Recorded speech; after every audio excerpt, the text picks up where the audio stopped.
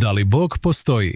To je pitanje koje ljudi postavljaju hiljadama godina. Zbog njega su nastajale religije, vodili su se filozofski sporovi, pisane su knjige, a i danas o njemu raspravljaju naučnici, filozofi, vernici i ateisti. Ali postoji jedan problem. Niko nema dokaz koji će ubediti baš svakoga. Za milijarde ljudi postojanje Boga je očigledno. Za druge, upravo nedostatak jasnog dokaza pokazuje da nema razloga verovati da Bog postoji. Zato danas nećemo pokušavati da vas ubedimo ni u jednu stranu. Umjesto toga, stavit ćemo najpoznatije argumente jedne naspram drugih. Bog postoji. Bog ne postoji. A na kraju vi odlučite koja strana ima jači slučaj.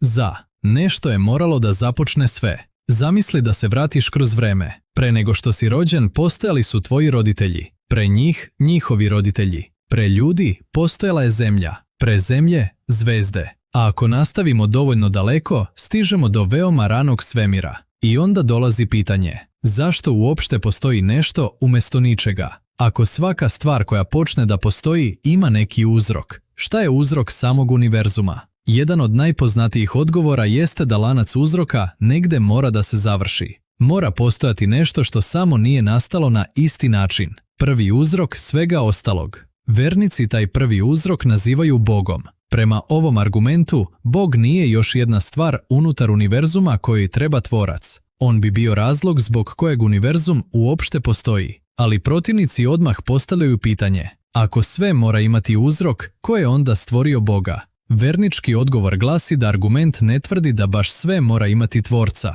već da stvari koje počinju da postoje zahtevaju objašnjenje. Bog se po definiciji tog argumenta smatra večnim. Problem je što skeptik može odgovoriti, zašto onda i sam univerzum ili neka fundamentalna stvarnost iz koje je nastao ne bi mogla biti večna? I već kod prvog argumenta dolazimo do zida. Protiv, ako postoji tvorac, odakle tvorac? Pretpostavimo da pogledamo neverovatno komplikovan univerzum i zaključimo, ovo je previše složeno da bi postojalo bez tvorca, ali sada smo uveli još moćnije biće sposobno da stvori čitav univerzum. Zar onda nismo samo pomerili pitanje? Umjesto odakle univerzum, sada imamo odakle Bog. Ako kažemo da Bog ne zahteva uzrok, skeptik može tvrditi da smo napravili poseban izuzetak upravo za odgovor koji pokušavamo da dokažemo. Vernik će odgovoriti da Bog nije fizički predmet i da zato pravila koja važe za materijalni univerzum ne moraju važiti za njega. I tu nastaje osnovni sukob. Da li je Bog najbolje objašnjenje porekla svega ili smo nepoznato samo objasnili još većom nepoznanicom? Za. Univerzum izgleda neverovatno precizno podešen. Promeni određene osnovne fizičke uslove dovoljno i univerzum kakav poznajemo možda više ne bi mogao da podrži složenu materiju, zvezde, planete i život. Zbog toga postoji ideja poznata kao fino podešavanje univerzuma. Zamisli da pronađeš sef sa ogromnim brojem mogućih kombinacija, a neko je uneo baš onu koja ga otvara. Da li je to slučajnost? Ili je neko znao kombinaciju? Za neke vernike, činjenica da univerzum ima uslove koji omogućavaju naše postojanje ukazuje na inteligentnog tvorca, ali skeptici nude drugačiji odgovor. Mi možemo posmatrati samo univerzum u kojem je moguće da posmatrači poput nas postoje. Da uslovi nisu omogućili naš nastanak, ne bismo bili ovdje da se tome čudimo. Postoji i hipoteza multiverzuma. Možda postoji ogroman broj univerzuma sa različitim uslovima, a mi se jednostavno nalazimo u jednom od onih u kojima je život moguć. Međutim, ni to trenutno ne rešava sve. Ako postoji multiverzum, zašto postoji sistem koji proizvodi univerzume? I opet se vraćamo na početak. Protiv, problem zla. Ovo je verovatno jedan od najstarijih i najjačih filozofskih problema za verovanje u svemoćnog i savršeno dobrog Boga. Ako je Bog svemoćan, mogao bi da spreči patnju. Ako je savršeno dobar, želeo bi da spreči nepotrebnu patnju. Pa zašto onda ona postoji? Ratovi, bolesti, zemljotresi, deca koja pate zbog stvari koje nisu mogla da kontrolišu, životinje koje su patile milionima godina pre nego što su ljudi uopšte postojali. Zašto bi savršeno dobar tvorac napravio svet u kojem je sve ovo moguće? Jedan poznati religijski odgovor jeste slobodna volja. Ako bi Bog sprečavao svaki loš ljudski postupak, ljudi zapravo ne bi bili slobodni. Ljubav, dobrota i moralni izbor možda imaju vrednost upravo zato što možemo izabrati i suprotno. ali time još nismo objasnili zemljotrese, genetske bolesti ili patnju životinja. Drugi odgovor jeste da ljudi jednostavno nisu sposobni da vide kompletnu sliku. Nešto što nama izgleda potpuno besmisleno, možda ima razlog koji ne možemo razumeti. Skeptik će odgovoriti da se isti argument može koristiti za opravdavanje praktično bilo čega. Ako nijedna količina patnje ne može biti dokaz protiv Boga, jer uvek možemo reći postoji nama nepoznat razlog, onda je tvrdnju gotovo nemoguće testirati. Za. Odakle nam moral? Zamisli društvo koje smatra da je mučenje nevinih ljudi potpuno prihvatljivo. Da li bismo rekli, to je samo njihovo mišljenje, ili bismo rekli, ne, to je stvarno pogrešno. Ako postoje objektivne moralne činjenice, stvari koje su pogrešne bez obzira na mišljenje pojedinca ili društva, neki filozofi tvrde da mora postojati nešto iznad ljudi na čemu se taj moral zasniva. Za vernike to je Bog. Bez nečega iznad čoveka, kažu oni, moral bi na kraju mogao biti samo proizvod biologije, kulture i naših osjećanja.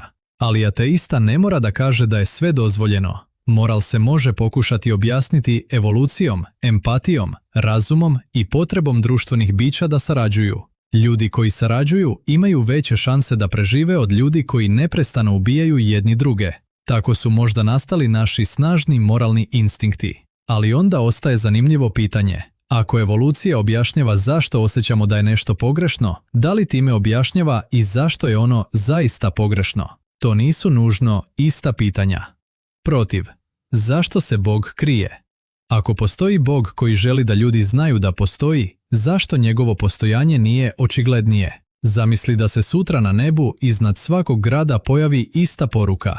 Da se nešto nadprirodno dogodi istovremeno pred milijardama ljudi i može biti nezavisno provereno. Debata bi izgledala potpuno drugačije. Umjesto toga, ljudi se rađaju u različitim kulturama i često prihvataju potpuno različita religijska verovanja. Neko rođen u Saudijskoj Arabiji ima mnogo veću šansu da odraste kao musliman nego neko rođen u Srbiji. Neko rođen u Indiji mnogo češće će odrastati okružen hinduističkim tradicijama. Ako postoji jedna konačna istina, zašto geografija toliko snažno utiče na ono u šta ljudi veruju?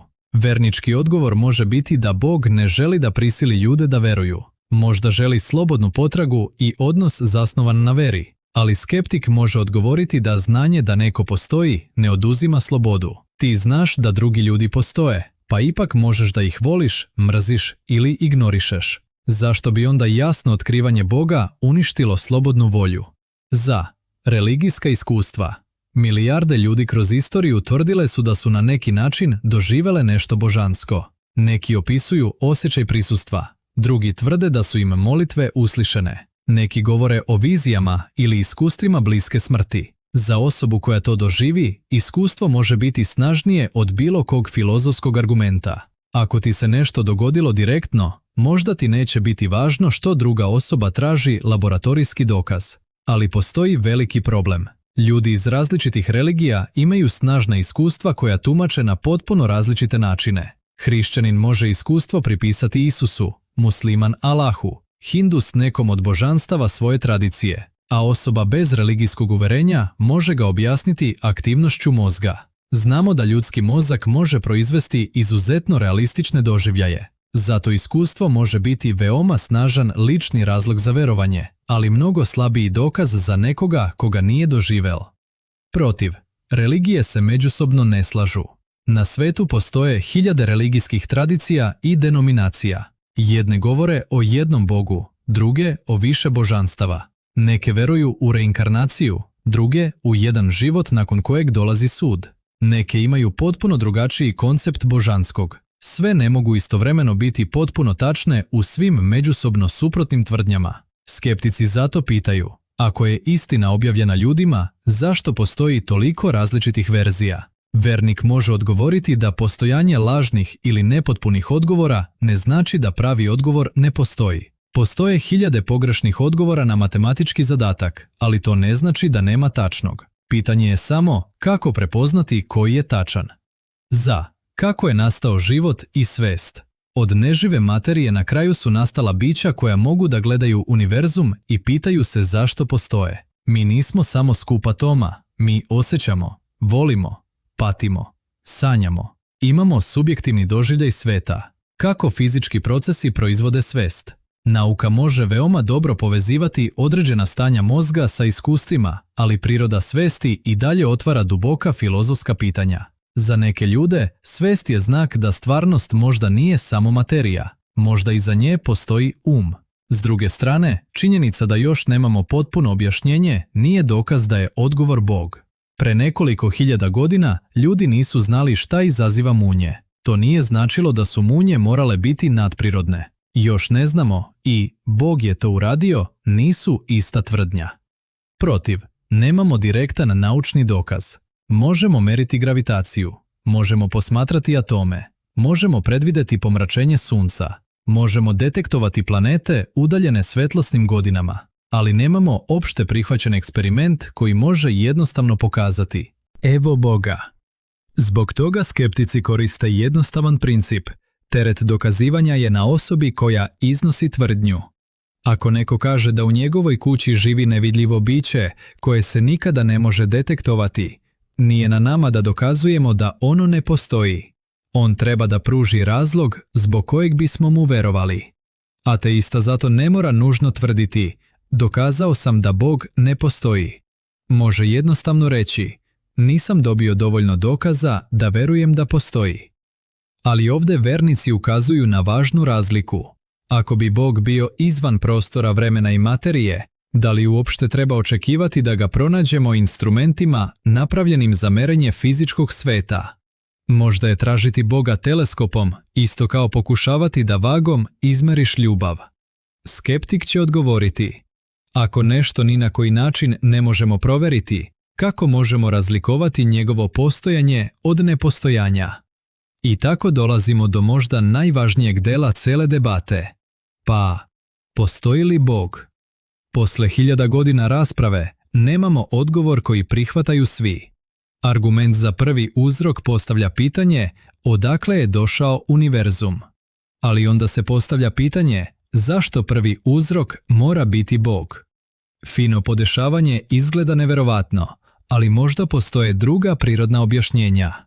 Moral izgleda kao nešto više od običnog mišljenja, ali možda nam za njega nije potreban Bog.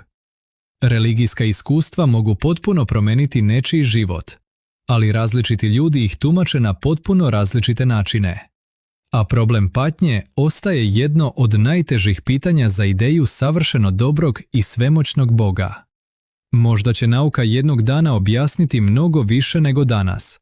Možda postoje pitanja na koja nauka nikada neće moći da odgovori. Možda postoji Bog. Možda postoji nešto potpuno drugačije od svega što ljudi nazivaju Bogom. A možda iza univerzuma nema nikakvog plana ili svrhe. Ali postoji jedna zanimljiva činjenica. Posle 1000 godina filozofije, religije i nauke, čovjek i dalje gleda u isti univerzum i postavlja isto pitanje. Zašto postoji bilo šta? I možda je upravo zato rasprava o Bogu toliko fascinantna. Ne zato što imamo jednostavan odgovor, nego zato što ga nemamo. A sada pitanje za vas. Da morate da izaberete samo jednu opciju. Bog postoji ili Bog ne postoji? Koju biste izabrali i koji je vaš najjači razlog?